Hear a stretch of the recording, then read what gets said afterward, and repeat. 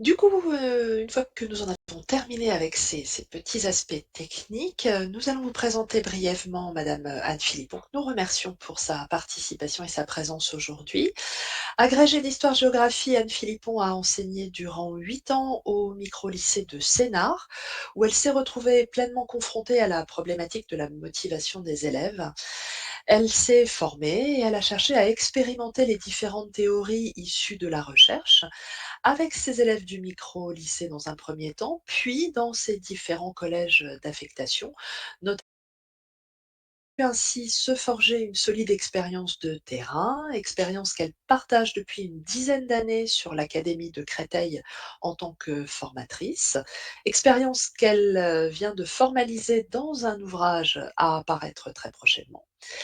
La conférence d'aujourd'hui fait suite à une première intervention d'Anne Philippon à laquelle vous aviez peut-être déjà participé en mars dernier. Du coup, après un rappel des idées qui avaient déjà été exposées lors de ce premier temps de conférence, il s'agira aujourd'hui de pousser plus loin la réflexion autour de la motivation scolaire et du sentiment d'efficacité de nos élèves. Il est temps du coup de laisser la parole à notre intervenante et nous vous souhaitons une très agréable conférence. Anne, du coup, c'est à vous. Merci beaucoup. Bonjour à tous et à toutes.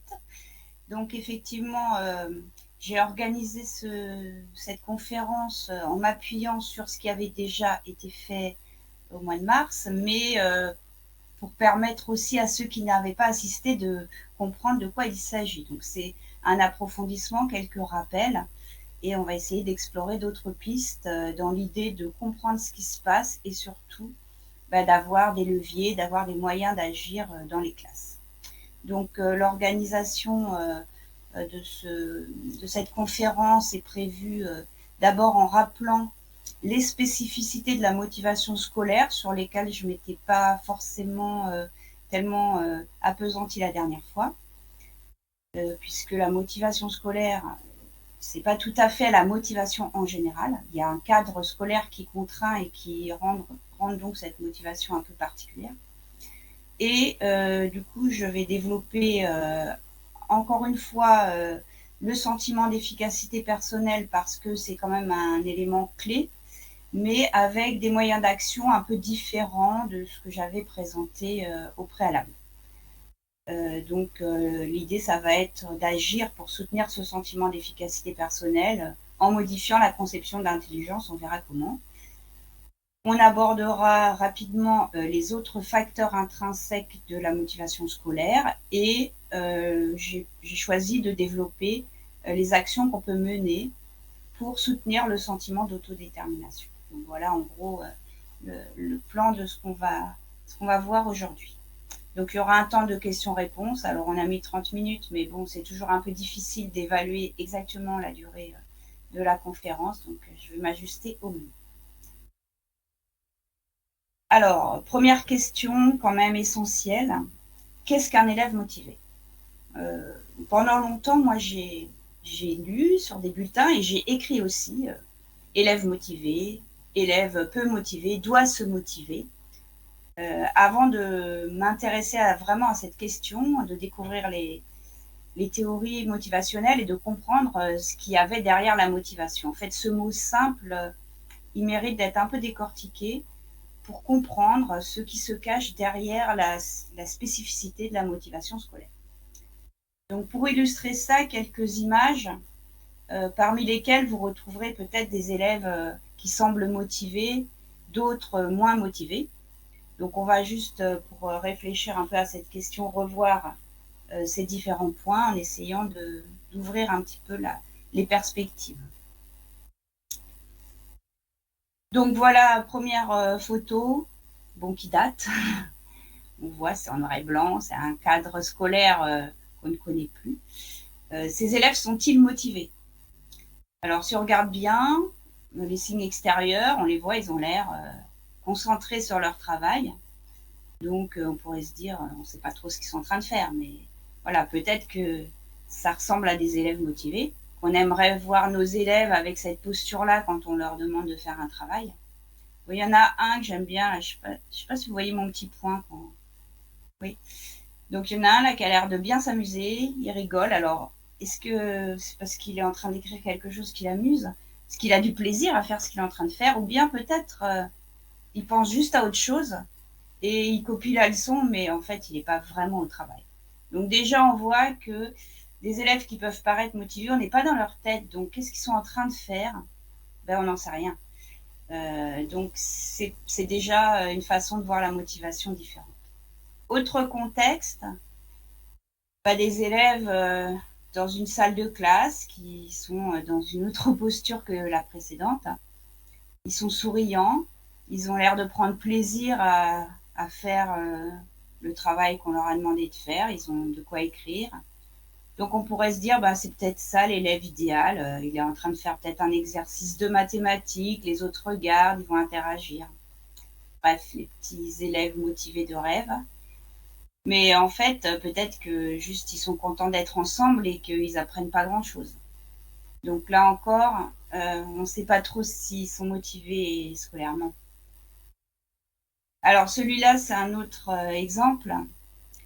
Bon, si on regarde bien, devant lui, il a des choses à apprendre ou des exercices à faire. Il a les bras croisés, il a une posture fermée. Lui, il sourit pas du tout. Bon, là, il n'est pas en classe, il est chez lui. Probablement, il est en train de faire ses devoirs. Il n'a pas l'air d'avoir tellement envie de les faire. Donc, on peut se dire, cet élève-là, lui, il n'est pas motivé. En réalité, il n'est pas motivé scolairement, mais peut-être qu'il est motivé à ne pas faire. Et finalement, si on imagine que cet élève, soit il est en classe, soit il est chez lui avec ses parents qui essayent de le faire faire son travail, mais il y a une certaine détermination dans sa posture. Et probablement que c'est pas évident de résister pour ne pas faire ce qu'on demande, au moins faire semblant. Donc, ça montre qu'il y a une motivation.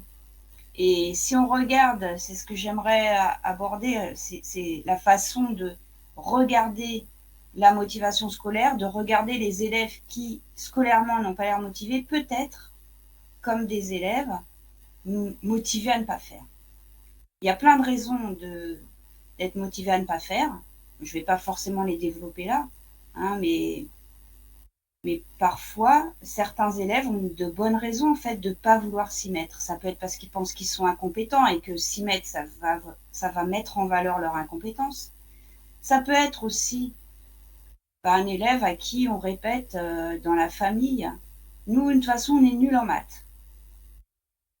Peut-être que cet élève-là, il va pas avoir envie de s'y mettre en maths et de réussir parce que qu'est-ce que ça voudrait dire? Si on est nul en maths dans la famille et moi je suis bon en maths, je suis pas de la famille en fait. Alors évidemment, c'est pas des choses qui se disent consciemment, mais ça peut être un frein, vraiment à la motivation scolaire. Ça peut être aussi, j'en ai rencontré des élèves comme ça, des élèves qui voulaient une orientation que les parents refusaient. Les parents disaient non, non, toi tu vas aller en terminale S, moi à l'époque j'étais au lycée, parce que c'est la filière que tu dois prendre, et le gamin n'avait pas du tout envie de faire ça. Donc, quelle autre manière il a d'agir pour faire ce qu'il veut que de rater en maths, même s'il est capable de le faire. Bon, bref, c'est juste quelques exemples, mais pour que vous puissiez vous dire parfois, en regardant vos élèves, peut-être qu'il est motivé à ne pas faire. Et du coup, ça vaut le coup de comprendre ce qui se passe, parce que sinon, on n'arrivera à rien. On pourra agir sur l'absence de motivation scolaire, mais ça ne marchera pas. Parce qu'un élève peut être très déterminé à ne pas faire. Alors, l'absence de motivation scolaire, bon, ça parle à tout le monde, ça peut être une grande motivation à faire autre chose. Bon, là, j'ai mis une image, on m'a dit, elle date, ton image, c'est vrai, aussi, mais c'est l'idée qui compte. Surtout les adolescents, ils sont motivés à faire plein d'autres trucs que le travail scolaire, que ce soit en classe ou encore pire, à la maison. Donc, c'est pas forcément qu'ils sont pas motivés à faire ce qu'on leur demande, mais il y a des choses plus intéressantes. Et du coup, ils vont être tentés, ils vont avoir du mal à résister s'ils n'ont pas de bonnes raisons. Ils vont être attirés par autre chose. Mais ça peut être simplement en classe, l'envie de communiquer avec son voisin, sa voisine. Imaginez, il s'est passé quelque chose à la récréation, ça les a perturbés, ils ont besoin de s'expliquer avec le voisin, ça va être beaucoup plus important que ce que vous leur proposez de faire pendant ce moment-là. Donc, l'absence de motivation scolaire, ça peut aussi être une motivation à faire autre chose. Et voyez qu'entre cette situation-là et celle d'avant, on ne va pas devoir agir de la même manière si on veut qu'ils se mettent au travail. Là, on prend le portable, ça va être plus facile. De l'autre côté, ça ne va pas être pareil. Donc, je caricature un peu, mais c'est pour montrer que si on s'intéresse à ça, ça nous permet d'agir mieux. Alors, l'absence de motivation scolaire, ça peut être aussi tout simplement que l'élève n'est pas disponible à ce moment-là pour les apprentissages. Et peut ne pas être disponible parce qu'il est fatigué, parce qu'il est malade, parce qu'il a faim, parce qu'aussi il a des soucis. Il y a des choses qui le perturbent tellement, qui occupent tellement de place dans sa tête qu'il n'y a pas de place pour l'apprentissage. Donc, ça ne veut pas forcément dire que cet élève-là, à un autre moment, il ne sera pas prêt à s'engager. Mais juste là, à ce moment-là, il n'est pas disponible. Et ce n'est pas non plus la même réponse qu'on va apporter que les deux exemples précédents. Alors là, je ne vais pas développer énormément. Vous connaissez peut-être tous les travaux de Serge Boimard qui sont très intéressants sur la peur d'apprendre, où il montre que chez certains enfants, l'apprentissage, tout ce qui est lié à la déstabilisation de l'apprentissage, c'est insupportable pour eux, psychologiquement, et que du coup, ils préfèrent trouver un autre moyen et éviter d'apprendre. Hein, parce que ça renvoie aussi parfois à des peurs, ça renvoie à des choses qui sont ancrées en lui d'un point de vue psychologique, et il n'est pas en état donc d'apprendre. Donc ça aussi, c'est une autre façon de ne pas être motivé scolairement, mais vous voyez que ça ne renvoie pas non plus à la même chose que les autres exemples. Donc pour revenir un peu sur tout ça, j'utilise le postulat de cohérence de Daniel Pfaff, qui est pour moi un outil extrêmement intéressant. C'est le fait que, pour lui, il considère, Daniel Pfaff, que chaque individu a de bonnes raisons, parce que ces bonnes raisons, ça ne veut pas dire qu'il a raison de le faire. Ces bonnes raisons, ça veut dire qu'il y a un équilibre interne qui fait que s'il pense comme ça, c'est qu'à l'intérieur de lui, c'est une cohérence interne, ça l'amène à penser comme ça. Il ne fait pas exprès en réalité. Dire ce qu'il dit, c'est pareil. C'est la cohérence interne qui fait qu'à un moment donné, l'élève va dire j'en ai marre, je ne veux pas faire ce travail, de toute façon je suis nul. C'est aussi de faire ce qu'il fait, de ressentir ce qu'il ressent. L'exemple typique, c'est un enfant qui tombe, qui pleure, il dit j'ai mal. S'il dit j'ai mal, c'est parce que tout ce qui se passe à l'intérieur de lui l'amène à avoir mal. Et si on lui dit non, t'as pas mal, on est en train de le couper de ce qu'il ressent réellement. Donc l'idée, c'est de se dire, en regardant les élèves, et en termes de motivation, c'est intéressant, s'il agit comme ça, s'il pense ça, il a certainement de bonnes raisons. Et être capable d'observer et de se dire, même pour soi-même, ce postulat de cohérence, déjà nous, en tant qu'enseignants, ça va nous aider, parce que ça va un peu nous descoacher. Souvent, quand on voit un élève qui ne se met pas au travail, on va réagir nous aussi avec nos émotions, parce que nous, on a besoin que ça avance, on a besoin que tous les élèves apprennent, donc quelqu'un qui ne s'y met pas, ça va être un frein pour nous. Et on a de bonnes raisons de réagir comme on réagit, mais juste se dire, ok, il a certainement de bonnes raisons d'agir comme il agit, ça va aider à prendre un peu de recul, et après, ça ne veut pas dire qu'on va accepter les comportements. Mais on peut lui dire, ok, là, tu ne veux pas apprendre, tu as certainement de bonnes raisons, mais moi, je suis ton enseignant et je suis là pour te faire progresser. Donc, si tu veux bien, on va y aller ensemble et puis je vais t'accompagner. Et moi, j'utilise souvent ce postulat de cohérence. Je remarque que ça fonctionne extrêmement bien et que contrairement à ce qu'on pourrait croire, ça a des effets importants pour responsabiliser l'élève. Par exemple, un élève qui arrive et qui se met à vacher sur sa table avec l'air de vouloir dormir et pas du tout de se mettre au travail, moi je vais lui dire, tu as certainement de bonnes raisons là d'être sur ta table à vacher, mais tu sais que tu es en classe, que j'attends de toi une posture d'élève. Donc si tu n'es pas en état, peut-être tu es malade et tu vas à l'infirmerie, mais par contre là va falloir faire un effort. Et en communiquant comme ça, ben, ça permet aussi de diminuer les tensions et souvent de faire que l'élève se sente compris, accueilli en tant qu'individu avec tout ce qu'il est. Et du coup, ça va aider à instaurer une relation de confiance et à l'amener plus facilement à s'engager dans les apprentissages. Bon, je ne développe pas plus, mais c'est un postulat qui me semble important et je vous renvoie aux travaux de Daniel Fabre pour approfondir cette question. Donc, on en arrive à la définition de la motivation scolaire. Donc, j'ai pris cette définition, il y en a plusieurs. Hein. Moi, je me suis appuyée sur celle-ci de Roland Viau, qui est un Canadien qui a, je vous citerai après les références bibliographiques, mais qui a écrit un ouvrage qui est intéressant parce qu'il mêle la théorie et la pratique et il développe les théories motivationnelles qui sont utiles pour les enseignants. Parce que des théories motivationnelles, il y en a beaucoup, il y en a plus d'une centaine. Donc forcément, il faut faire ses choix quand on travaille sur la motivation. Et moi, j'ai choisi de m'appuyer sur les théories qui sont utiles à l'école et sur lesquelles qui nous donnent à nous des leviers d'action. Parce que parfois, il y a des choses qui nous échappent, évidemment. Donc, la définition est la suivante. Phénomène qui tire sa source dans les perceptions que l'élève a de lui-même et de son environnement. J'ai mis en gras perception parce que, et ça c'est vraiment quelque chose d'important, il me semble, à retenir sur la motivation, c'est que ça s'appuie sur ce que ressent, perçoit l'élève. Pas forcément sur la réalité objective. C'est très subjectif. Donc ça tire sa source dans ses perceptions et ce phénomène a pour conséquence que l'élève choisit de s'engager. Donc là, vous voyez aussi choisit, c'est lui qui choisit. En fait, des fois on dit comment je peux motiver mes élèves?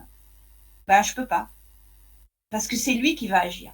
Par contre, je peux créer des conditions qui vont lui permettre de s'engager. Mais à la fin, c'est toujours l'élève qui choisit. Et ça, moi, c'est aussi quelque chose que je dis à mes élèves. De toute façon, c'est toi qui vas choisir. Moi, je peux t'accompagner, mais c'est toi qui choisis. Donc, il choisit de s'engager. Alors, non pas à faire quelque chose, on peut dire, je suis motivée, là, tiens, je me lance dans une nouvelle activité. J'ai décidé d'aller faire un nouveau sport cette année, et puis j'y vais, je m'y tiens, parce que c'est important pour moi. Toutes les semaines, je vais y aller. Mais nous, si on décide ça, c'est nous qui choisissons l'activité. Peut-être influencé par des gens qui nous disent, ou notre médecin qui dit qu'il faudrait peut-être faire un peu plus de sport. Mais enfin, c'est nous qui décidons. Tandis que là, l'élève, lui, il choisit, lui, de s'engager à faire quoi? L'activité pédagogique que nous, enseignants, on lui propose. Donc, on voit tout de suite le cadre contraint là, de la motivation scolaire. Il faut que l'élève choisisse de faire quelque chose qu'on lui impose en réalité. Alors là, on dit qu'on lui propose, hein, mais on voit bien que cette proposition, elle est quand même assez contrainte. Alors non seulement il doit s'engager à accomplir cette activité, donc on lui donne un exercice de mathématiques, il faut qu'il s'y mette, mais en plus il doit persévérer dans son accomplissement, et il doit persévérer même s'il n'y arrive pas.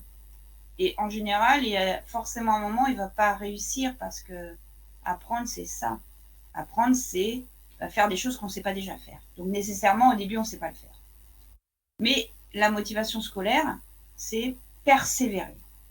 Et en plus, c'est ce qu'ajoute Roland Viau, donc moi j'aime bien intégrer cette dimension dans la motivation scolaire. Il persévère, et ça dans un but qui est le but d'apprendre. Donc si on prend cette définition, on voit bien que finalement, les élèves motivés scolairement, il n'y en a pas tant que ça. Parce qu'il y en a qui s'engagent à faire ce qu'on leur demande. C'est des gentils petits élèves, ils sont bien, voilà, ils font, ils persévèrent. Mais le but, souvent, c'est pas l'apprentissage. Le but, c'est la note, c'est la réussite. Donc, dans la définition de Roland Viau, finalement, un élève qui travaille pour la note, il n'a pas une motivation scolaire extrêmement forte. Vous voyez, j'espère qu'on ne peut pas se répondre, vraiment la spécificité de la motivation scolaire et la différence avec la motivation en général. Alors, autre façon de la définir, là je m'appuie aussi sur Fabien Fenouillet, j'ai fait un petit schéma qui reprend les 3 éléments. Donc la motivation scolaire, c'est un processus interne. Ce qui est intéressant, c'est que ce processus peut s'arrêter et repartir. Donc rien n'est jamais perdu, mais rien n'est jamais gagné non plus. On peut avoir des élèves très motivés qui, au cours de l'année, se démotivent, ou alors l'inverse. Et l'inverse, du coup, ça nous donne de l'espoir, ça veut dire qu'on peut toujours agir pour permettre aux élèves de s'engager à un moment donné. Ce processus qui est interne est causé, lui, par des facteurs multiples, qui sont à la fois internes et externes. Donc nous, on peut agir sur les facteurs externes, on en fait partie en tant qu'enseignant, mais il y a aussi des facteurs internes. Et cela, c'est plus difficile d'agir dessus. Et la conséquence de ça, c'est donc, je reprends la définition de Roland Viau, que l'élève choisit de s'engager dans l'activité scolaire qu'on lui propose, de persévérer, et ça dans le but d'apprendre. Du coup, la dynamique motivationnelle peut s'observer à travers 3 comportements: l'engagement cognitif, la persévérance et le but d'apprentissage. Et moi, j'aime bien utiliser ce petit schéma pour me dire, voilà, plutôt que de dire à mon élève il est motivé ou pas motivé, me dire il en est où sur ces 3 critères. Est-ce qu'il s'engage? Alors, certains ne s'engagent pas. C'est-à-dire, ils ne font pas. Comme le petit gamin tout à l'heure, les bras croisés, là, il ne fait pas. Donc, on agit sur l'engagement. Mais certains s'engagent, mais ne persévèrent pas. Dès qu'ils rencontrent une difficulté, ils arrêtent. Donc là, il faut que nous, on agisse sur la persévérance. Et enfin, d'autres s'engagent, persévèrent, mais dans un but de performance et non pas d'apprentissage. Du coup, c'est sur le but d'apprentissage qu'il va falloir agir. Donc déjà, rien qu'en identifiant pour nos élèves où ils se situent sur ces 3 points-là, on va distinguer des profils d'élèves différents et du coup, des moyens d'action différents. Donc, là, j'ai voulu définir et vous donner quelques pistes pour penser peut-être la motivation scolaire d'une manière un peu plus complexe que juste binaire, motivé, pas motivé, de manière à pouvoir ensuite agir dessus. Donc, pour illustrer déjà le premier obstacle à l'engagement et la persévérance, je vais vous faire écouter un petit témoignage. Alors, là, au mois de mars, ceux qui étaient là, je m'étais appuyée sur le témoignage de Juliette. Donc là, j'ai repris un petit extrait de Juliette. Juliette, c'est une élève que j'ai eue au micro-lycée de Sénart, qui était en classe de première et voilà, qui témoignait de ses difficultés. Et puis, je vous ai mis à la suite un petit témoignage d'un élève de 6e qui s'appelle Jules et que j'ai eu en entretien parce qu'il avait du mal à s'engager, il manquait de motivation scolaire, déjà dans l'engagement, et il ne rendait pas notamment ses devoirs de mathématiques. Donc voilà, juste pour illustrer avec des paroles d'élèves. Alors il me faut une petite manip pour vous faire écouter ça. Voilà. C'est ça, c'est d'un côté, je me mets dans la condition pour pas réussir. Ouais, je te mets dans les conditions. Mais je me dis, ça sert à quoi que j'essaye même si je révise, ça servira à rien. Je suis pas capable. Donc c'est grave de penser comme ça peut-être. Hein. Mais dans ma tête, je me dis ça, je me dis, même si j'essaye, même si des fois je comprends, et c'est pas, il se passe un truc et je pourrais pas. En maths, normalement, il y avait un DM à rendre. Oui. Je l'ai toujours pas rendu. D'accord. Parce qu'il est trop dur. T'as essayé 0 questions? Si, quelques questions, mais après, sinon, j'ai rien fait. Mais il y a des fiches, j'ai déjà terminé, mais il faut rendre tout. Voilà, alors petits extraits, juste j'aime bien m'appuyer sur des paroles d'élèves. On sent aussi voilà, leurs émotions à travers tout ça. Alors Juliette d'abord, elle dit quelque chose d'assez évident en fait. Ça sert à quoi que j'essaye, que je travaille, puisque de toute façon je suis persuadée que j'y arriverai pas. Effectivement, c'est cohérent. Donc si on reprend le postulat de cohérence, elle a de bonnes raisons de ne pas s'y mettre, puisqu'elle est persuadée que ça va servir à rien. Elle a le sentiment que quoi qu'elle fasse, de toute façon, elle ne réussira pas. Donc qui parmi vous, qui parmi nous s'engage, travaille, fait des efforts, s'il est sûr que ça rate? Normalement, on ne s'y met pas. Donc ça, cette croyance, vous voyez, quand on disait que la motivation, c'est des perceptions, elle a cette perception d'elle-même qu'elle n'est pas capable d'y arriver. Donc, c'est normal qu'elle ne s'engage pas. Alors Jules, c'est intéressant parce que, je l'avais pris en entretien parce que il posait problème en classe, il faisait pas son travail, tout le monde se plaignait qu'il fasse jamais son travail. Moi, je m'occupais de lui aussi en devoir fait, donc j'essayais de l'amener à faire ses exercices. Et là, en faisant l'entretien, je découvre que c'est pas qu'il fait rien. Il fait, mais il finit pas. Donc il fait, il essaye, puis comme il n'arrive pas à finir la fiche, il la rend jamais. Parce que il se dit, si j'ai pas tout fait, je peux pas rendre. Et puis il trouve que c'est trop dur, donc si c'est trop dur, il fait pas. Voilà, donc ces deux exemples qui sont, une qui est en lycée, l'autre qui est en 6e, ils reflètent quand même cette première difficulté, un obstacle à la motivation, déjà à l'engagement. On ne s'engage pas parce qu'on pense que ça ne sert à rien, et on ne persévère pas parce qu'on trouve que c'est trop dur. Et du coup, on ne rend pas, et l'enseignant de l'autre côté, qu'est-ce qu'il voit? L'élève n'a pas fait son travail. Mais en réalité, derrière, il se cache plein de choses qui sont intéressantes à découvrir.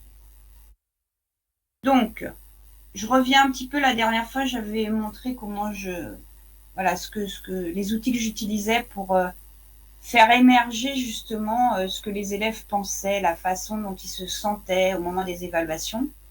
Et donc là, je vous ai fait un petit florilège de ce qu'écrivent les élèves quand ils sont en train de faire une évaluation, quand ils doivent faire un travail. Donc, vous avez des élèves de 6e, vous avez des élèves de 3e. Vous voyez les mots qui sont utilisés. Ça m'énerve, je suis dégoûtée, ça me fait peur, j'étais dévastée. Ça, c'était un élève de 3e qui devait rédiger un développement construit, dévasté. Je suis stressée, j'ai peur, je me sens nulle, incapable.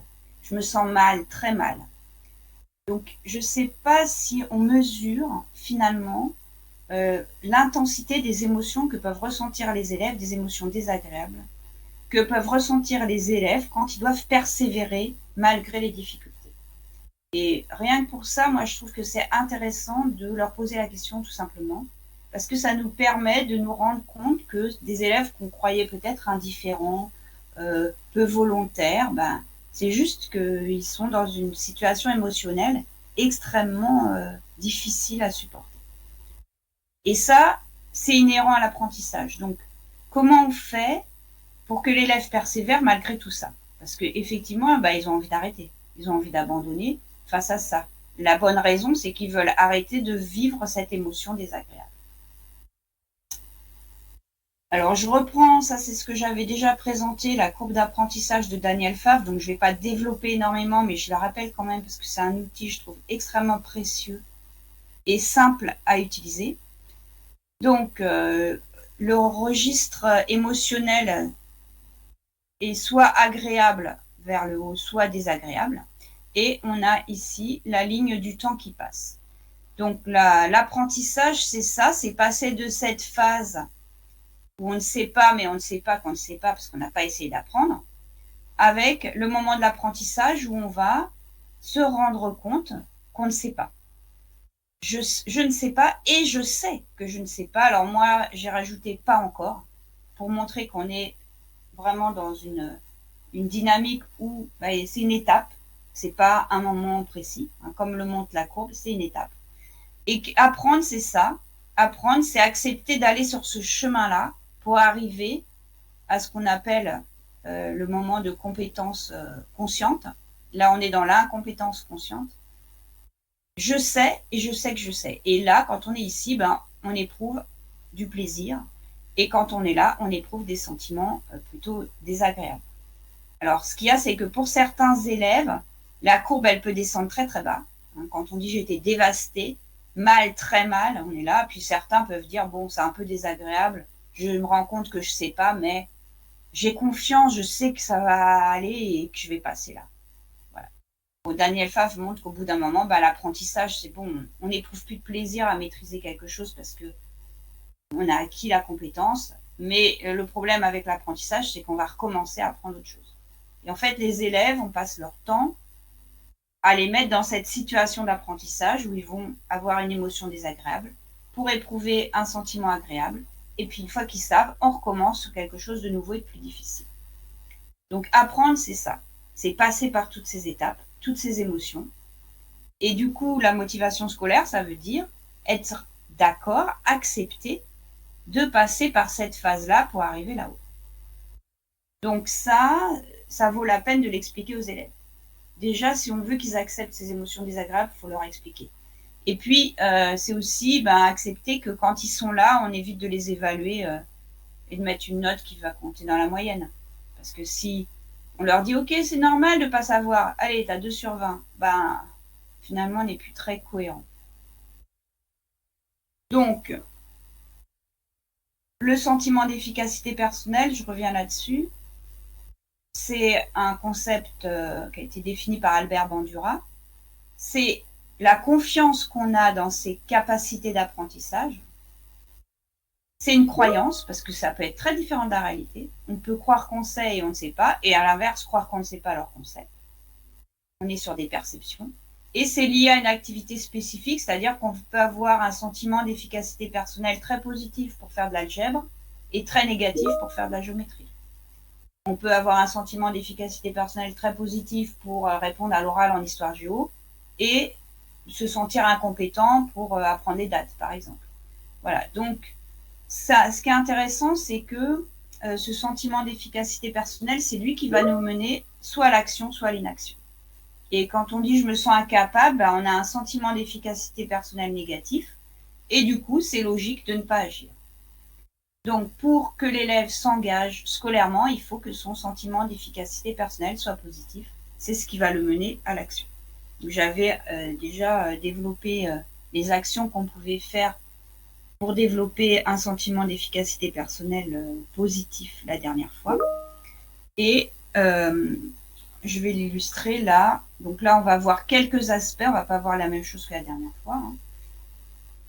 Donc, un exemple pour comprendre la différence. Donc ça, c'est Paul qui est en CM2. Donc, c'est un extrait d'un entretien d'explicitation fait par son professeur des écoles. Et donc, ils sont en classe, ils ont à faire une figure géométrique. Et à ce moment-là, quand l'enseignante circule, Paul, lorsqu'elle arrive près de lui, repousse sa feuille et dit « De toute façon, ça ne sert à rien, je suis nul ». Donc là, vous voyez bien l'illustration d'un sentiment d'efficacité personnelle négatif. Donc un élève qui fait ça, vous en avez sûrement, hein, plutôt que de dire il n'est pas motivé, il ne veut pas faire d'efforts, juste dites-vous, il a un sentiment d'efficacité personnelle négatif. Du coup, si moi je veux qu'il s'engage, il va falloir que je lui permette de remonter son sentiment d'efficacité personnelle qui devienne positif. Le même Paul, lors de l'entretien, dit, quand on parle d'une autre situation qui était une résolution de problème, voilà ce qu'il dit. Il dit « Ah, là, on va travailler sur un problème d'astronaute, alors je suis tout content, j'adore les problèmes et en plus, je suis fort. » Et plus tard, il dit « C'est trop facile, je lis le problème plusieurs fois et je comprends. Je relis bien la question, je commence à faire mes calculs et ça marche. » Donc là, on voit que Paul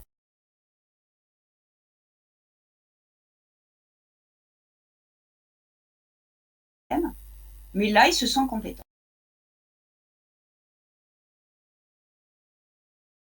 Soit il rejette sa feuille, il ne veut pas travailler, soit il s'engage avec plaisir. Donc c'est bien une source de motivation très importante et c'est un obstacle aussi à la motivation scolaire. Donc l'idée, c'est comment faire pour transformer ça.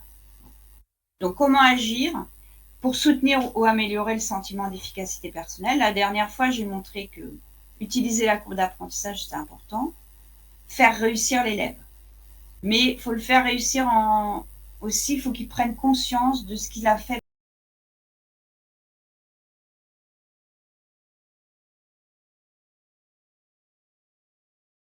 Pour agir avec la conception de l'intelligence qui est à modifier. Ça, c'est une action qu'on peut mener assez facilement. Donc ça repose sur les travaux de Carol Dweck, que vous connaissez peut-être. qui a identifié le fait que certaines personnes ont une mentalité qu'on dit fixe, c'est-à-dire qu'ils pensent que l'intelligence est fixe, c'est une donnée et que c'est immuable. On est intelligent ou on n'est pas. Quand je vous donnais l'exemple tout à l'heure des parents dans la famille, on dit nous on est nuls en maths dans la famille, en fait c'est une mentalité fixe. C'est-à-dire qu'on est bon ou pas bon.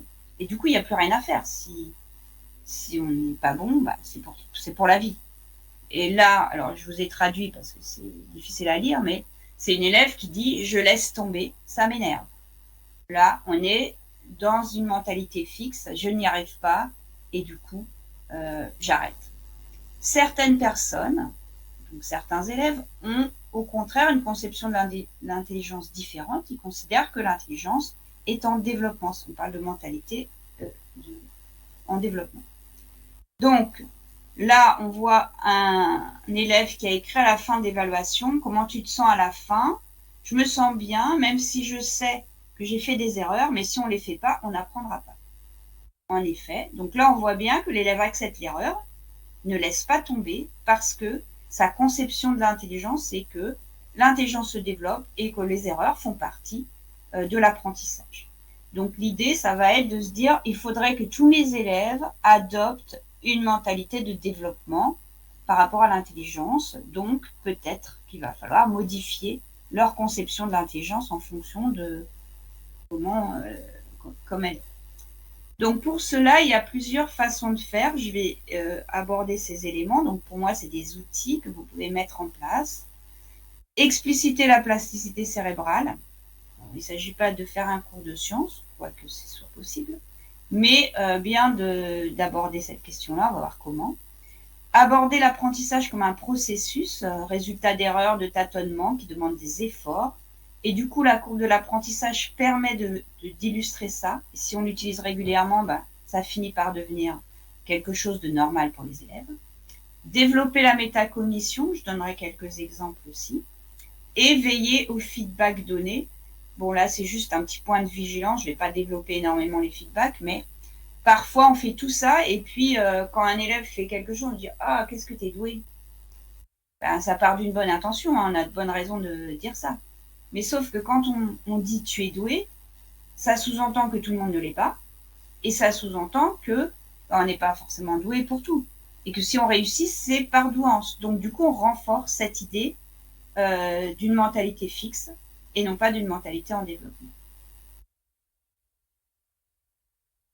Alors, pour illustrer la plasticité cérébrale, alors moi, je ne suis pas prof de sciences, donc je ne vais pas faire un cours de sciences, mais par contre, je peux m'appuyer sur des gens qui expliquent, par exemple Steve Masson, je vais vous montrer un petit lien tout à l'heure, et je présente à mes élèves, alors voilà, ça peut être une image, celle-ci, où on voit des réseaux de neurones avant l'apprentissage, après 2 semaines et après 2 mois.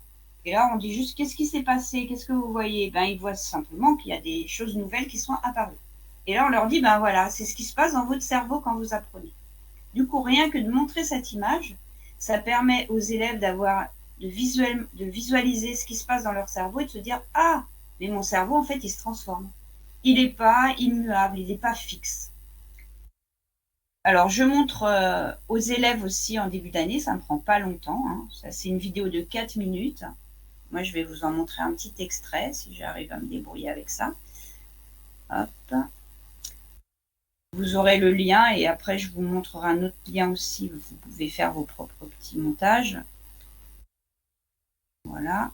Donc, ça, c'est la vidéo que je diffuse à mes élèves de 3e. Ah. Non, je n'ai pas fait ce qu'il fallait. Voilà, excusez-moi. Hop. C'est ça, c'est d'un côté, je me mets dans Ah la non, c'est pas le bon truc. Excusez-moi. Pourquoi ça marche pas? Ah, comment je peux faire ça? C'est le son de mon ordinateur. Excusez-moi. Voilà. Je vous remets la vidéo.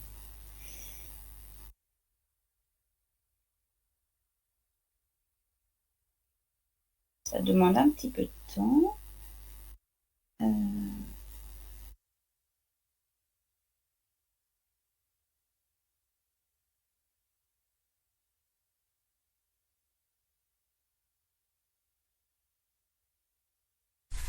Dans cette vidéo, nous te présenterons 3 stratégies pour aider ton cerveau à mieux apprendre. Avant tout, tu dois savoir que pour apprendre, il doit se modifier. Il contient un grand nombre de neurones qui sont des cellules permettant de transmettre de l'information. Ces neurones sont comme des messagers. Ils se connectent ensemble pour créer des chemins dans lesquels passe l'influx nerveux, une sorte de courant électrique qui transmet l'information d'un endroit à un autre. C'est lorsque tu apprends à faire quelque chose, par exemple du vélo, que ces connexions entre tes neurones se créent et se renforcent. C'est ce qu'on appelle la neuroplasticité. C'est ce qui fait que tu t'améliores. Ainsi, pour apprendre, il faut modifier ton cerveau. Mais ce n'est pas tout. Tu dois aussi savoir que tu peux aider ton cerveau à se modifier. On peut comparer les connexions entre tes neurones au sentier dans une forêt. Marcher dans une forêt sauvage est difficile. Il faut pousser la végétation pour se frayer un chemin. Mais plus tu empruntes le même chemin, plus un sentier se dessine. Plus il devient facile à emprunter, et plus tu peux y marcher facilement et rapidement. C'est la même chose pour les connexions entre tes neurones. Plus tu utilises les connexions liées à un apprentissage, plus elles se renforcent. C'est ce qui les rend plus efficaces et faciles à utiliser. C'est de cette façon que la tâche devient plus facile et te permet de t'améliorer. Que ce soit pour apprendre à parler, à lire, à faire du vélo ou des mathématiques, c'est le renforcement de tes connexions qui te permet de t'améliorer. Alors, comment peux-tu aider ton cerveau à se modifier? Premièrement, pour créer et renforcer les connexions entre tes neurones,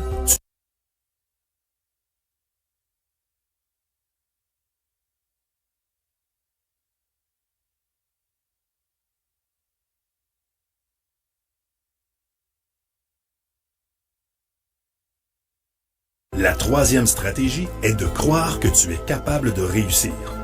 Cela aide ton cerveau à se mettre en action. Quand tu penses que tu n'es pas capable de réussir une tâche, ton cerveau abandonne. Il ne fait plus d'efforts et n'active plus ses neurones. Par contre, quand tu crois que tu es capable de relever le défi, les connexions dans ton cerveau s'activent et se renforcent, ce qui te permet de t'améliorer et de réussir. En résumé, tu sais maintenant. Bon, voilà, je vous ai juste mis un petit extrait. Vous aurez le lien, vous pourrez aller voir. Mais l'idée, c'est vraiment de diffuser ça aux élèves. Du coup, on n'a pas besoin de beaucoup plus d'explications. Et après, il s'agit quand même de revenir dessus régulièrement. Hein, c'est pour ça que je disais, moi, je ne suis pas prof de sciences. On peut demander à un enseignant de sciences de faire cette présentation. Mais ça avait déjà été fait par une de mes collègues. Elle avait fait ça à toutes les 6e, sauf que personne n'avait repris après. Du coup, c'était un peu limité l'effet. Donc, ce qui est important, c'est d'y revenir régulièrement et d'avoir un discours qui soutient cette idée-là de la plasticité cérébrale. Donc, je vous montre quelques exemples. Ah, ça passe plus. J'ai une mauvaise connexion, là. J'espère que ça va aller. Là, je vous ai mis ça, c'est pour que vous ayez un lien. C'est un autre extrait vidéo que je présente. Ce que j'aime bien dans les autres extraits, c'est ce que je vous ai affiché là, les connexions neuronales, parce que ça compare en fait les connexions neuronales au réseau Internet, en disant que l'adulte, en fait, il a 3 fois plus de connexions cérébrales que le réseau Internet mondial, et que l'enfant, il en a 10 fois plus. Donc ça leur plaît aux élèves, de se dire que eux, finalement, ils ont 10 fois plus de connexions que nous. Et on explique aussi que même si l'enfant il en a plus, en fait après il y a une spécialisation qui se fait, comme l'explique Steve Masson avec le chemin dans la forêt, hein, l'image du chemin dans la forêt qui va se consolider. On va renforcer les connexions, du coup on va se spécialiser. Et c'est une bonne façon d'expliquer aux élèves pourquoi ils doivent réviser souvent, s'entraîner souvent, parce que ça va consolider leurs connexions. Et du coup, moi, quand je leur parle, je leur dis, bon, allez, là, vous allez consolider vos connexions. Et ça demande, du coup, comment dire, ça permet aux élèves de se dire, en faisant ça, je vais devenir plus intelligent. Et ça, c'est une bonne motivation à faire. Un petit exemple, rapidement, juste, j'aime bien montrer ce que je fais. Voilà, je ne fais pas que de dire, je fais avec mes élèves. Ça, c'est en 6e. J'avais fait une évaluation en histoire Vous devez compléter une carte. Et j'ai constaté que beaucoup d'élèves avaient fait la même erreur. Du coup, j'ai décidé de prendre un temps pour travailler sur cette erreur.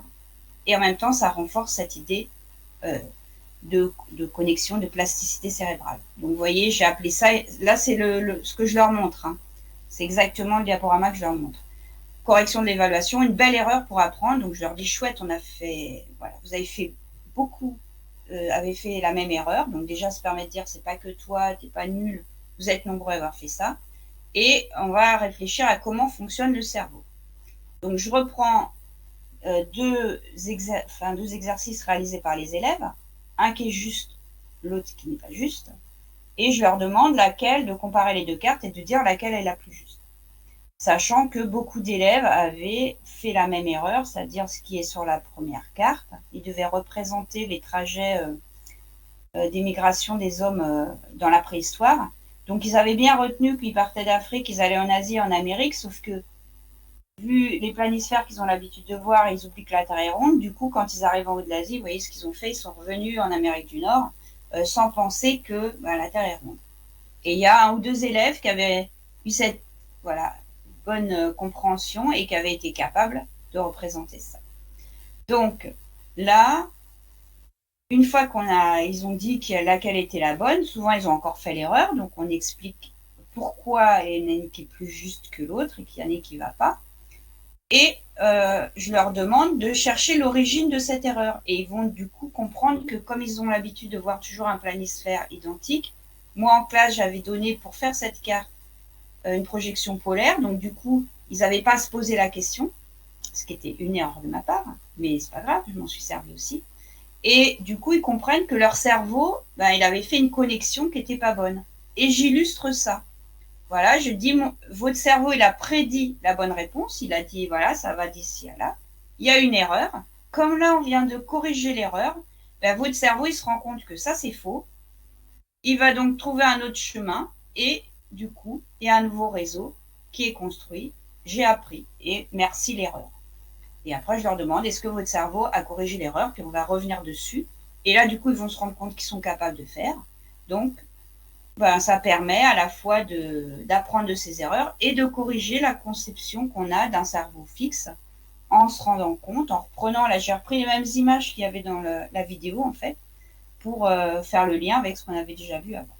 Et il y a une affiche dans la classe, voilà, qui, elle n'est pas très jolie là, mais qui dit « Faire des erreurs, c'est bon pour développer mon cerveau » et je reprends les petites images.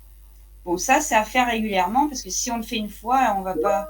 Ça ne suffit pas pour que les élèves puissent ensuite modifier totalement leur conception de l'intelligence. Alors, je disais veiller au feedback, par exemple, tu es doué. Je vous montre juste quelques exemples. Donc là, c'est Lisa en 6e. Donc à la fin de l'évaluation, je leur demande comment ils se sentent. Donc elle dit, j'ai fini et je sens nul et incapable. J'arrive même plus à lire. J'ai tout abandonné car je suis nulle. Donc, on s'arrête juste là. Moi, c'est ce que j'ai vu qu'elle avait écrit. Elle me dit, voilà, j'ai fini, je vous rends la copie. Donc, moi, j'ai regardé ce qu'elle avait fait. J'ai vu ce qu'elle avait écrit. Je ne lui ai pas dit, mais non, c'est bon. J'ai essayé de la faire réussir. Donc, je lui ai reposé une question. Il y avait à identifier des personnages. Finalement, elle a réussi à retrouver Jules César, un des personnages. Donc, elle a écrit. Elle a repris en fait son travail. Elle a écrit le 2, c'est Jules César.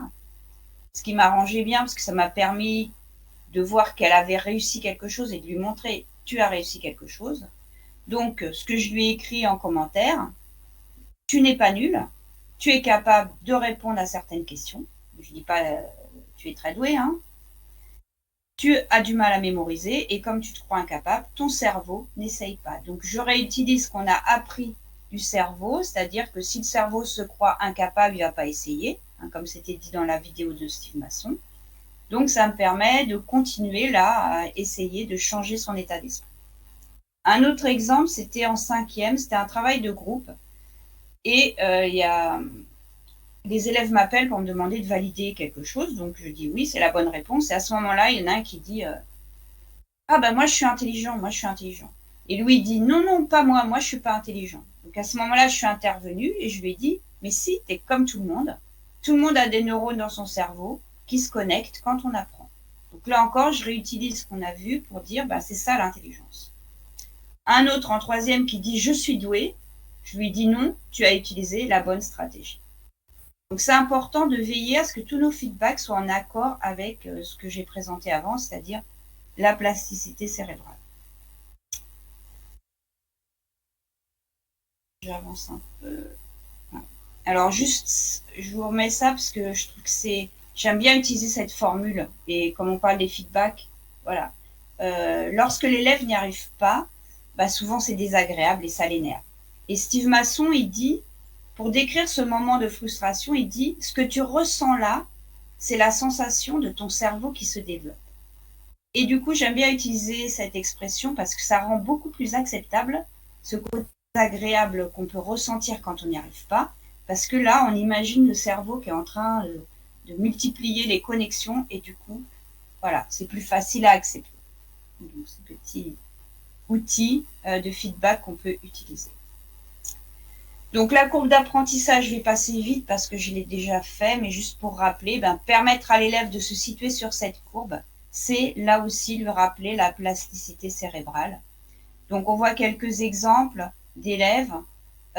Élève de troisième en début d'année, mes émotions, je suis dégoûtée car je ne sais pas rédiger un développement, donc le feedback, tu ne sais pas encore mais tu vas apprendre, on a toute l'année pour y travailler. Et un élève de cinquième qui dit, je me sens bien dans cette évaluation car je vais faire de mon mieux, même si j'ai révisé, car j'ai appris quelque chose. C'est que si je n'arrive pas, c'est pas grave, j'y arriverai demain ou après-demain. Et ça, c'est un élève qui a utilisé régulièrement la courbe et qui donc est arrivé à un moment à se dire, voilà, ok, j'en suis là dans la courbe, donc il n'y a pas de problème, je vais y arriver, j'ai confiance. Et du coup, là, on récupère des élèves en termes de motivation scolaire. Donc, je voulais développer un petit peu ce point-là sur la métacognition. Je surveille l'heure en même temps. Donc la métacognition, il y a je trouverai plein de webinaires, autre chose là-dessus. Moi, ce que je voulais juste, c'est montrer en quoi ça permet de soutenir la motivation et montrer que finalement, grâce à la métacognition, on va être toujours dans cette idée de transformer l'état d'esprit qu'on peut avoir sur l'intelligence, parce que la métacognition va permettre de corriger ses erreurs. Ça va permettre à l'élève de sentir qu'il a la capacité d'agir sur ce qu'il fait, il peut changer de stratégie, et donc ça permet de lutter contre la conception fixe de l'intelligence. Donc la métacognition, c'est la pensée sur ses pensées, en fait. C'est s'arrêter pour se dire, comment je m'y suis pris? Qu'est-ce que j'ai fait? Ou alors, qu'est-ce que je sais de mes facilités pour faire telle activité ou mes difficultés? Comment j'évalue la tâche, le niveau de difficulté de la tâche, quelle stratégie je vais utiliser. Donc tout ça, c'est vraiment important de le développer. Alors certains élèves ont une métacognition plus efficace, on va dire, parce qu'ils sont habitués, parce que leurs parents, quand ils les accompagnent dans le travail scolaire, ils disent, ok, tu dois faire ça, alors tu vas t'y prendre comment, tu vas faire quoi, puis d'autres, on leur dit fais. Donc, forcément, il y a une différence et en tant qu'enseignant, on peut les accompagner pour les aider à développer la métacognition.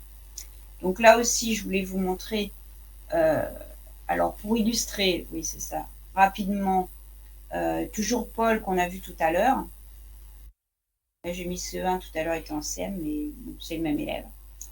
Son enseignante a fait avec lui un entretien d'explicitation. Bon, ça c'est une technique spéciale, on ne peut pas l'improviser, ça prend du temps pour apprendre. Mais c'est juste pour montrer que la métacognition, en fait, il faut en être conscient. Et les stratégies qu'on utilise, souvent elles sont automatisées. On ne s'arrête pas pour se dire comment je m'y suis pris. On le fait. Et les élèves, ils ont du mal à dire comment ils s'y sont pris. Quelles sont les différentes actions qu'ils ont menées pour arriver à un résultat. Donc là, il y a un accompagnement qui est fait. Donc elle lui dit, tu veux bien m'expliquer comment tu t'y prends quand tu surlignes? Je lis le texte et dans ma tête, je vois ce qui est important. Je vois des images, je vois des astronautes, je vois les boîtes avec leurs repas, je vois les jours où ils voyagent et je surligne tous les renseignements qui parlent de ces images. Et que fais-tu à ce moment-là? Je relis bien la question, je commence à faire mes calculs et ça marche. Et ensuite, elle lui dit, si tu avais à résumer, quand tu dois résoudre un problème, qu'est-ce que tu fais? Eh bien, je dirais lire, voir les images et surligner. Donc là, on voit que Paul a pris conscience, grâce à son enseignante qui l'a accompagné dans le questionnement, de la stratégie qu'il mettait en place pour réussir. Parfois, mettre en place ces éléments-là, ça permet de prendre conscience de l'erreur qu'on a faite et donc de la corriger. Et pas de se dire « Ah, mais c'est parce que je suis bête ». Non, c'est juste que tu n'as pas utilisé la bonne stratégie. À ce moment-là, tu as fait ça, tu aurais dû faire ça. Donc, moi, j'ai essayé aussi d'aider mes élèves à développer leur métacognition. Donc, par exemple, dans le dispositif devoir fait, on a développé une petite fiche métacognitive. Bon, pour les sixièmes, on n'a pas forcément appelé ça comme ça, mais on leur demandait régulièrement de faire des petites actions qui étaient coûteuses, hein, mais en termes cognitifs, ils préféraient directement aller faire leur travail, mais on disait non, avant de faire, tu vas te demander qu'est-ce que tu vas faire en premier. Liste 3 choses à faire en priorisant, non pas forcément le plus urgent, mais celui qui va te servir. Ensuite, on demandait d'associer des verbes d'action. Qu'est-ce qu'on te demande de faire? Est-ce qu'on te demande de mémoriser? Est-ce qu'on te demande d'appliquer? Est-ce qu'on te demande d'expliquer? Ou est-ce qu'on te demande de comprendre? Et on lui demandait de se placer sur la courbe avec un numéro. Est-ce que, voilà, je pense que je ne sais pas encore faire ou je pense que je sais faire. Donc, ça les oblige à s'auto-évaluer. Bon, et puis, est-ce qu'ils ont le bon matériel? Donc là, c'est le même Jules que tout à l'heure qui ne faisait pas son DM de maths. Hein. Donc, vous voyez que là, il a dit il faut faire l'exercice de maths. Il choisit en premier de faire ça. Et quand il a fini, pareil, petite fiche à remplir. Et alors là, c'est moi qui avais rempli, hein, j'avais écrit pour lui, mais sous sa dictée. À la fin, comment je me sens? Fière d'avoir compris. Qu'est-ce que tu as appris aujourd'hui? En maths, additionner, décomposer les nombres. De quoi j'ai besoin pour progresser? Un peu d'aide pour le début, avoir mon matériel. Et une difficulté qui persiste, décomposer avec les milliards. Bon, c'est un exemple, mais en sixième, ça marche bien d'utiliser ça régulièrement parce qu'au bout d'un moment, les élèves, ils font un effort pour développer leur métacognition dans ce dispositif devoir fait et du coup, on peut espérer qu'ils s'approprient un petit peu ça. Alors, autre exemple, là, on est en troisième. Donc, en troisième, je ne le fais pas tout le temps, bien entendu, mais à certains moments, je vais leur demander, j'intègre dans mes questions, en fait, des questions métacognitives. Donc là, c'était un entraînement au brevet avec une étude de document. Et donc là, ils travaillaient en groupe et je leur demandais de remplir cette fiche avant de commencer, pendant l'exercice et à la fin. Donc il y a beaucoup de questions. Bon, c'est pas un modèle, hein, je vous montre juste ce que moi j'ai fait pour essayer de développer la métacognition des élèves. Donc, avant de commencer, ils doivent se poser la question du but, en fait.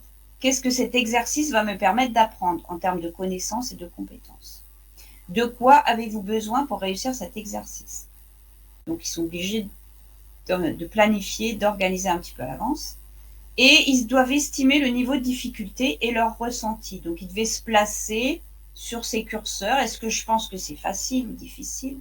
Est-ce que je me sens plutôt 100% bien ou 100% mal?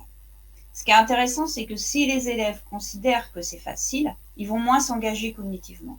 Donc, ça peut être intéressant, s'ils pensent que c'est facile, à la fin de se dire « Ah, finalement, c'était plus dur que ce que je croyais, j'aurais peut-être dû être plus attentif. » Et à l'inverse, je pensais que c'était difficile, mais finalement, je m'en suis pas mal sortie. Donc, ça va restaurer le sentiment d'efficacité personnelle. Et enfin, donc toujours avant de commencer, par quoi allez-vous commencer? Qu'allez-vous faire ensuite? Donc, les obliger à planifier un petit peu leur travail. Et comme ils étaient en groupe, ils étaient obligés d'en discuter, de se rendre compte que tout le monde n'avait pas forcément la même stratégie. Et donc, ça les enrichit, ça leur permet de voir d'autres façons de faire. Durant l'exercice, notez les obstacles, même légers, rencontrés. Que décidez-vous de faire pour dépasser l'obstacle? Et qu'avez-vous appris grâce à ces obstacles?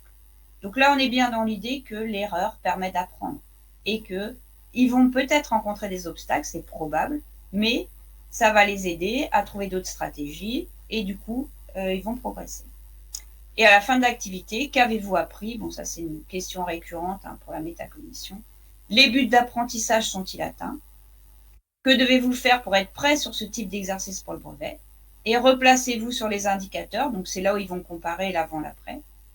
Et on leur demande s'ils avaient estimé le niveau de difficulté à sa juste valeur. Donc, c'est un travail un peu coûteux, on ne peut pas faire ça tout le temps, mais de temps en temps, c'est intéressant. Il ne faut pas le faire qu'une fois. Il faut quand même revenir un petit peu. On n'est pas obligé de mettre toutes les questions non plus. Mais ça permet de développer leur métacognition. Et aussi pour la métacognition, ça c'est quelque chose que je fais tout le temps à chaque évaluation. Ils remplissent une auto-évaluation des compétences. Donc, je les oblige à dire pour chaque compétence où ils se situent. Et ensuite, moi, je valide ou je transforme. Si je ne suis pas d'accord avec eux, c'est là où, quand il y a des accords, on va pouvoir expliquer et essayer de faire que le sentiment métacognitif de réussite ou d'échec, il soit plus juste. Parce que là aussi, ça peut être faux. Et vous voyez que j'évalue aussi être capable de métacognition, puisque là, j'ai demandé un travail métacognitif. Donc, j'évalue cette compétence-là aussi. Bon, on est en 3e, donc au collège, ça fait partie des compétences à évaluer. Voilà pour ces exemples. Alors, je passe maintenant aux autres facteurs de motivation intrinsèque. Là, j'ai voulu développer encore une fois les actions à mener par rapport au sentiment d'efficacité personnelle parce que c'est essentiel. S'il n'y a pas un sentiment d'efficacité personnelle positif, alors la motivation, elle est forcément basse. Donc ça, c'est prédominant sur les autres. Voilà. Mais il y a d'autres facteurs de motivation intrinsèque sur lesquels on peut agir, parce qu'il y a des élèves qui ont un sentiment d'efficacité personnelle positif, mais par contre qui ne s'engagent pas. Parce que peut-être ils considèrent que ça n'a pas de valeur, ce qu'on leur demande de faire, ou parce qu'ils ne se sentent pas autodéterminés, c'est ce qu'on va aborder maintenant, on ne sait pas déborder plus que 10 minutes là-dessus. Et l'autre, c'est le plaisir qu'on a à faire cette activité, mais un plaisir intrinsèque, pas pour la note. Et donc ça découle un peu des autres, donc je ne vais pas énormément développer ce point. Donc, donner de la valeur à l'activité, ça c'est quelque chose qu'en général, on sait faire, même si on peut réfléchir aux différentes façons d'agir, mais je voulais revenir là maintenant, dans le temps qui me reste, sur l'autodétermination, parce que c'est un autre facteur important. Donc pour ça, je vous fais écouter un petit extrait d'un élève. Alors, c'est un élève, Axel, il est au moment de l'entretien. Donc, c'est un élève du micro-lycée, donc qui avait arrêté l'école, qui est revenu, il avait arrêté en 3e, je crois. Il est revenu au micro-lycée, il a fait une année, niveau seconde, on va dire. Ensuite, il a commencé en première, il a redécroché en première. Puis, il a quand même passé ses épreuves anticipées de français qu'il a réussi et il est revenu en terminale. Donc, voilà pour illustrer la motivation. Je suis réfractaire. En gros, j'étais très réfractaire par rapport à ce que vous proposiez. J'étais quand même un peu, pas impertinent, mais je faisais des réflexions sur ci, sur ça. Je disais, on va même la Seconde Guerre mondiale, ça va. Enfin bon. Et je prenais pas conscience aussi d'une chose, c'est qu'il y a un programme, que vous avez beau être des professeurs adorables, ouverts, ainsi de suite, tout ce qu'on veut, beaucoup de belles choses, mais vous avez quand même un programme à respecter, parce qu'on nous demande, en fait, au final, j'avais pas ce truc du bac dans la tête aussi, c'est ce que je me suis dit, parce qu'au final, il y a le bac qui arrive, on nous demande des connaissances précises. Et voilà, le fait que je m'obstinais encore à vouloir apprendre, et uniquement ce que moi j'avais envie d'apprendre, et pas forcément ce qu'on me proposait. Je suis Alors, voilà ce petit extrait. Donc, Alex, c'est un élève qui adorait lire. Il me disait aussi, moi, quand j'étais au collège, on voulait me faire lire des livres, mais moi, ça faisait longtemps que je les avais déjà lus, en fait, ça m'intéressait pas, j'étais passée à autre chose. Donc, c'est un élève qui est motivé pour apprendre, il adore apprendre, il se sent tout à fait compétent pour apprendre. Donc, lui, son problème, c'est pas que son CEP est bas, il est élevé, c'est juste que il se sent pas autodéterminé. Il a l'impression que on lui impose. Hein, quand il parle de la Seconde Guerre mondiale, il dit ok. Mais moi j'avais envie plutôt de discuter, de débattre, mais pas d'apprendre la guerre. Et puis oui, c'est vrai, vous avez un programme en fait. Et puis pour le bac, il y a un programme, mais on sent bien que c'est ce qui le bloque. Et d'ailleurs, cet élève, il n'a pas terminé son année de terminale. Il a redécroché. Parce qu'il avait envie d'apprendre, mais il avait besoin de se sentir autodéterminé. C'était quelque chose de très important pour lui. Donc le sentiment d'autodétermination, qu'on appelle aussi perception de contrôlabilité, c'est le degré de contrôle qu'un élève croit exercer sur le déroulement d'une activité. C'est quelque chose qu'éprouvent tous les êtres humains, en fait. On a besoin de se sentir autodéterminé. Et ça veut dire de sentir que si on agit, c'est parce qu'on l'a décidé, c'est pas sous la contrainte. C'est pareil pour les élèves. Or, on a vu, il y a quand même beaucoup de contraintes à l'école. Et du coup, pour certains élèves, ça peut être un obstacle. Et c'est important d'identifier, voilà, si je vous ai mis ce petit schéma, c'est parce que quand vous voyez qu'un élève, pour vous, n'a pas un degré de motivation scolaire très fort, il faut aller chercher d'où ça vient. Est-ce que c'est qu'il se sent incompétent? Dans ce cas, on agit là-dessus. Ou est-ce que c'est autre chose? Est-ce qu'il a l'impression que ça n'a pas de valeur? Du coup, il faut donner de la valeur à l'activité, donner du sens. Ou est-ce que c'est parce qu'il ne se sent pas autodéterminé? Donc l'idée, ça va être d'essayer d'agir sur ces différents points. Non pas d'ajuster au cas par cas, parce que vous allez me dire, bah oui, mais moi, tant d'élèves, je ne peux pas faire, mais de prendre en compte tous ces facteurs pour essayer de motiver le maximum d'élèves. Donc, je traduirais le sentiment d'autodétermination par non pas faire ce qu'on veut, mais vouloir ce que l'on fait. Et ça, en fait, c'est à nous de mettre en place des situations où l'élève va se sentir davantage autodéterminé. Ça ne sera pas 100% parce qu'on est à l'école et il y a un programme et il y a des choses qu'il ne va pas choisir, mais essayons de mettre un peu de choix là-dedans. Donc, pour agir sur le sentiment d'autodétermination, en gros, c'est simple. Il faut offrir des choix dans un cadre. Les choix, c'est vous qui allez choisir lesquels vous pouvez donner. Mais l'idée, c'est toujours laisser penser à l'élève qu'il a du choix, il a son mot à dire dans ce qu'on fait. Donc voilà, je vous ai mis quelques exemples. Choisir l'ordre des questions, ça paraît bête. Mais juste lui dire, tu peux choisir dans quel ordre tu fais les questions, ben, ça va renforcer le sentiment d'autodétermination. Parfois, on ne veut pas qu'il choisisse parce que c'est important d'un point de vue pédagogique. Ben, dans ce cas, on ne le fait pas choisir. Mais on peut proposer d'autres choix. On peut choisir un mode de travail individuel ou en groupe. On peut choisir les membres de son groupe. On peut choisir, il y a 4 questions, tu en traites 2. On peut choisir la forme de restitution. J'ai mis même la couleur d'écriture parce que c'est une anecdote. J'ai une fois une élève qui s'est engagée dans le travail parce que je lui avais permis d'écrire avec un stylo à paillettes et que ça lui faisait extrêmement plaisir. Moi, ça ne m'importait pas du tout. Alors, je vous donne quelques exemples, puis après on va s'arrêter pour les questions.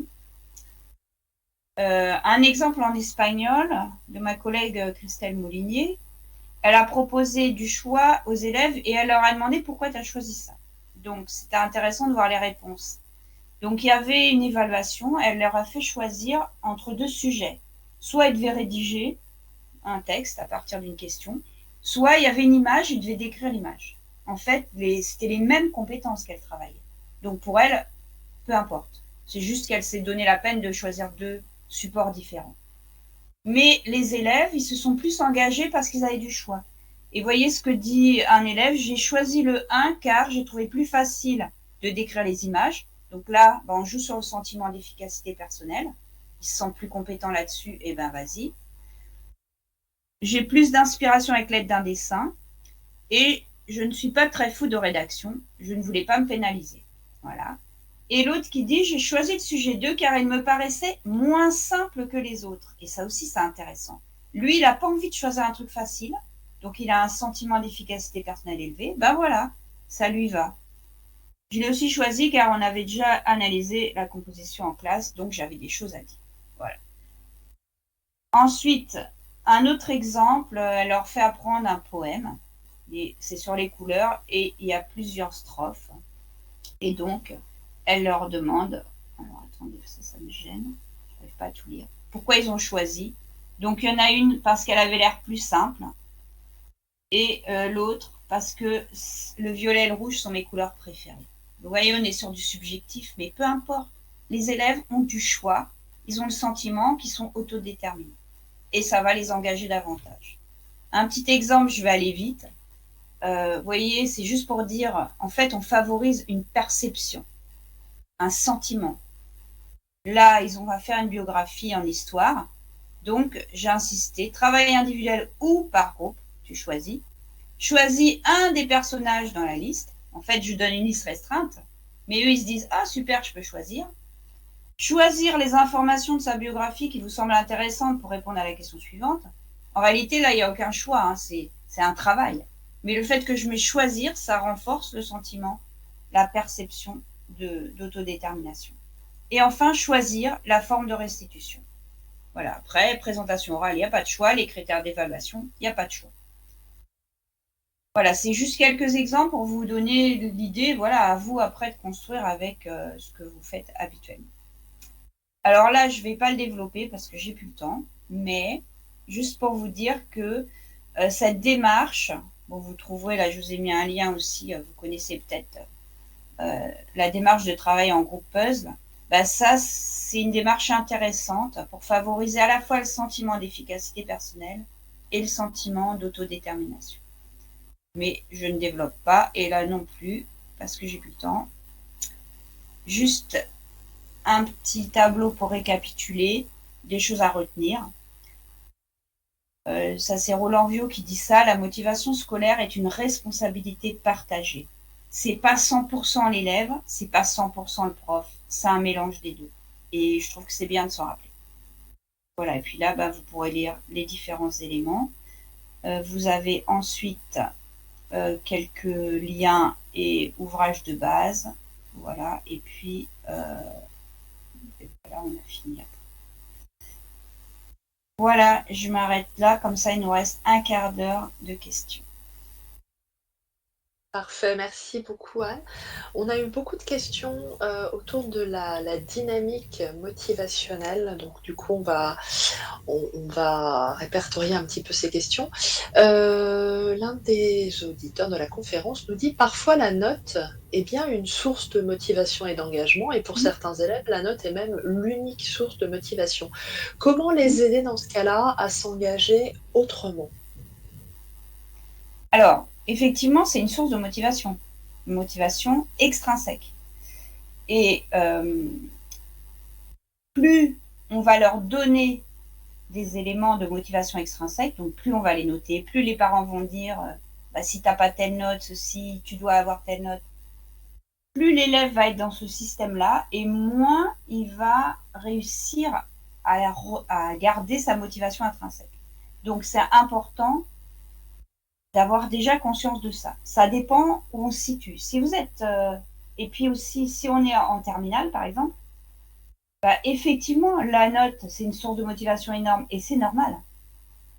C'est normal. Et avec ça, ils vont pouvoir aller où ils veulent ou pas. Donc là, je dirais c'est un peu tard.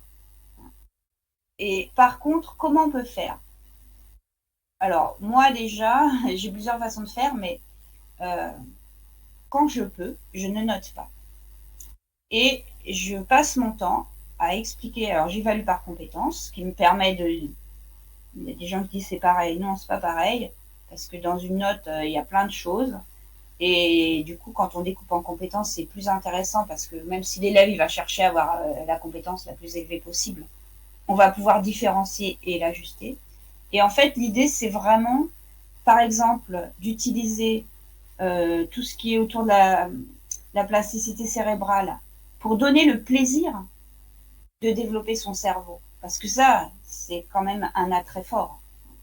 Moi, j'ai réussi comme ça à engager des élèves parce que tout d'un coup, ils se sont dit « Ah, mais là, je suis en train de développer mon intelligence » et ça, c'est quand même très intéressant. Hein. Permettre aux élèves de prendre du plaisir autrement qu'avec la note, ça peut être difficile. C'est du long terme. Ça se fait pas en une fois. Quand les élèves sont tellement habitués à la motivation extrinsèque, c'est difficile, mais pas impossible, mais c'est plus difficile de les amener sur l'intrinsèque. Mais on peut y arriver. En soulignant, alors là, c'est un peu ce que j'avais développé la dernière fois, en travaillant sur la courbe de l'apprentissage, finalement, on va remplacer la note par « je monte sur la courbe » et on peut très bien accompagner tous les apprentissages de la courbe.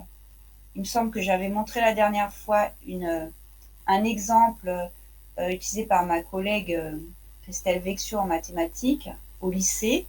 où elle demande aux élèves de se situer en début d'apprentissage, puis en cours d'apprentissage et à la fin d'apprentissage. Et les élèves mesurent leur progression et du coup, ça remplace la note, mais c'est pas tout à fait pareil parce qu'il y a le plaisir quand même d'avoir progressé sur quelque chose.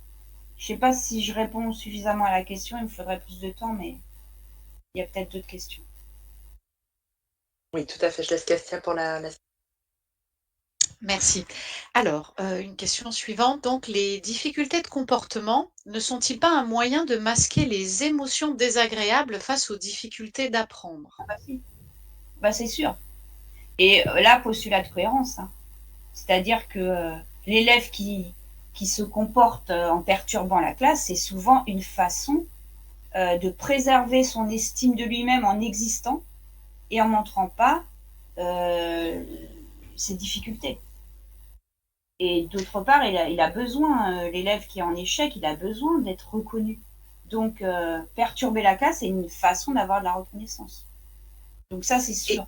Et là, franchement, Favre, il a fait un bouquin là-dessus sur la violence des élèves. Hein, donc, allez voir ça, c'est très intéressant. Et alors, je rebondis, c'était une des questions au début, donc quand tu as cité le postulat de cohérence de Daniel Favre. Est-ce que tu connais là, tu pourrais nous dire la référence de l'ouvrage, de ta citation? Chacun a de bonnes raisons de penser ce qu'il pense. Ah ben ça, c'est dans Cessons de démotiver les élèves. J'ai dû le mettre à la fin normalement. Cessons de démotiver les élèves, il y a plein de clés. C'est là où il y a l'indicateur émotionnel, la courbe de l'apprentissage, le postulat de cohérence. D'accord, eh bien, très bien. On avait aussi une question concernant le conflit de loyauté dans le fait de ne pas apprendre. Est-ce qu'il y a parfois ce conflit, notamment quand les parents sont peu alphabétisés ou d'une autre langue et culture? Bien sûr. C'est une très bonne raison qu'ont les élèves de ne pas s'engager. Ils ne peuvent pas. Moi, j'ai parlé de. Alors, c'est pas le conflit de loyauté, mais ça s'en rapproche hein, du fait qu'on dit dans la famille ceci. Ben, voilà, je peux pas non plus réussir mieux que mes parents. Je peux pas sortir de mon milieu, donc je dois rester à un niveau en dessous. Et ça peut être une très bonne raison de ne pas s'engager, effectivement. Toujours sur cette même thématique, que fait-on quand c'est l'école qui démotive un élève qui a envie d'apprendre mais qui est confronté alors à différentes choses, soit à la lenteur de la classe, par exemple quand on a affaire à des élèves HPI ou autres. Qu'en est-il de l'ennui? Et qu'en est-il aussi, quelqu'un a posé une question sur des sureffectifs qui peuvent pour certains élèves être source de démotivation? Bah, moi, je peux pas répondre sur l'école. Moi, je suis prof. Hein. J'enseigne à des classes. Donc, je fais avec le contexte. Et je suis obligée. L'année dernière, j'avais une classe de 28-29 avec des élèves qui s'ennuyaient, d'autres qui étaient hyper perturbateurs. Ben, j'ai fait avec. Hein. J'ai pas toujours très bien réussi. Mais par contre, tout ce qui est haut potentiel, par exemple, les élèves qui s'ennuient, ben, d'où l'importance, vous voyez, là, l'exemple que j'ai montré avec le choix en espagnol, l'élève qui dit j'ai choisi celui-là parce qu'il me semblait moins simple, parce que j'ai envie de difficulté. Donc, il faut pouvoir proposer aux élèves des choix qui vont leur permettre de faire, alors on avait parlé, je pense, la dernière fois de la zone proximale de développement, mais de travailler dans leur zone proximale de développement. Et tous, ce n'est pas la même. Et moi, ma meilleure façon de faire, celle que j'ai trouvée, c'est de les laisser choisir. Je ne dis pas, voilà, si je dois différencier, je vais pas, moi, dire qui fait quoi. Je laisse l'élève choisir. Du coup, il se met au niveau où il pense qu'il est, là où il va avoir envie de faire. Et s'il se sous-estime, c'est pas grave, il va se rassurer. S'il se surestime, c'est pareil, il va aussi se recaler. Des fois, ils me disent, je veux faire ça, puis après, il me dit, ah non, finalement, je préfère l'autre fiche. Ok, vas-y, tu choisis. Et du coup, ça va permettre aux élèves de se sentir mieux. Et notamment les élèves à haut potentiel, celui que vous avez écouté, à mon avis, même si je ne sais pas s'il a passé des tests ou quoi, Axel, mais c'est sûr qu'il a tous les critères de haut potentiel. C'est des élèves très sensibles à l'autodétermination. C'est-à-dire qu'il suffit qu'ils se sentent contraints pour ne pas faire. Donc, en jouant là-dessus, on arrive à faire. Et puis, ne pas hésiter à leur proposer des choses en plus, en fait. Très bien. Une question maintenant sur le sentiment d'efficacité personnelle. Une auditrice nous dit que ce sentiment d'efficacité personnelle peut être influencé par le regard des autres, des camarades de classe qui peuvent être moqueurs. Quelle est la posture de l'enseignant alors par rapport à ça? Alors déjà, effectivement, le sentiment d'efficacité personnelle, il se construit. Je n'ai pas là. Le sentiment d'efficacité personnelle, il se construit à partir aussi de ce que disent les autres. Voilà, il y a les expériences de réussite ou d'échec, il y a les feedbacks qu'ils ont reçus, il y a l'observation qu'ils ont des autres. Donc ça, c'est un élément qui construit le sentiment d'efficacité personnelle. Et l'enseignant, justement, il doit veiller au cadre sécure. Pour moi, on ne peut pas travailler sur la motivation scolaire sans instaurer un cadre sécurisant pour l'élève et de bienveillance. C'est-à-dire, on accepte l'élève comme il est, on accepte les différences et les élèves doivent les accepter aussi. Et on tolère aucune remarque qui va déstabiliser. Je vous ai montré à un moment donné l'élève qui dit « ouais, je suis doué, moi je suis intelligent ». Ben, en fait, non. Tout de suite, on rectifie et on redit « non, non, c'est pas que tu es intelligent comme les autres, pas plus que les autres, pas moins que les autres ». Et l'élève qui fait une erreur, si jamais on se moque, on dit d'abord, t'as pas du tout à faire ça. Deuxièmement, merci pour ton erreur. Parce qu'elle va apporter à la classe, elle va nous permettre de réfléchir. Toi, ça te fait rigoler, alors vas-y, explique. Qu'est-ce qui s'est passé dans son cerveau pour l'amener à dire ça? Il y a forcément un lien logique. Puis on y va, on n'hésite pas. Et généralement, je ne dis pas que ça marche tout le temps à 100%, ça serait mentir, mais ça permet quand même de favoriser le sentiment d'efficacité personnelle de chacun.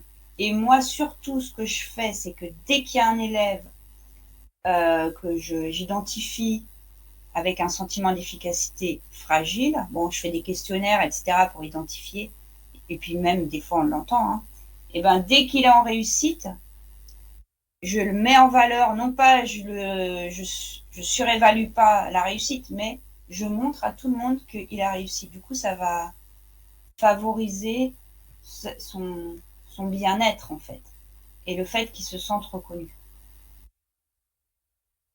Je ne sais pas si j'ai répondu à toutes les questions. Encore quelques-unes.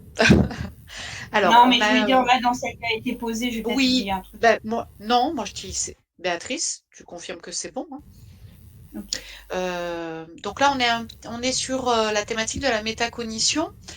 Quelqu'un qui nous demande donc comment trouver le temps de faire ces retours réflexifs avec chaque élève.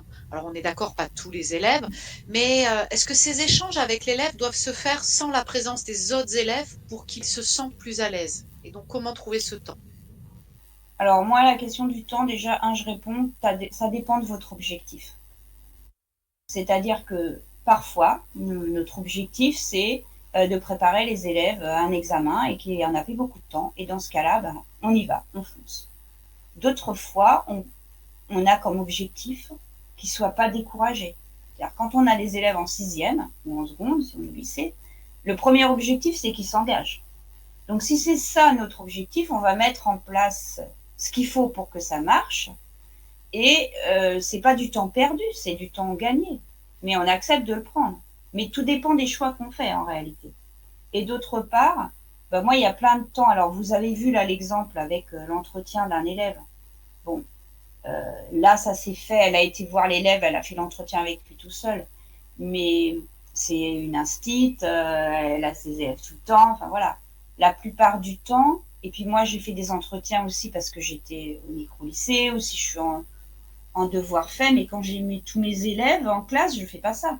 Je fais en collectif, ils font en groupe, on prend du temps. Et si je vois qu'il y a un obstacle particulier avec un élève qui est en grande difficulté, là, peut-être je vais décider de prendre un temps avec lui.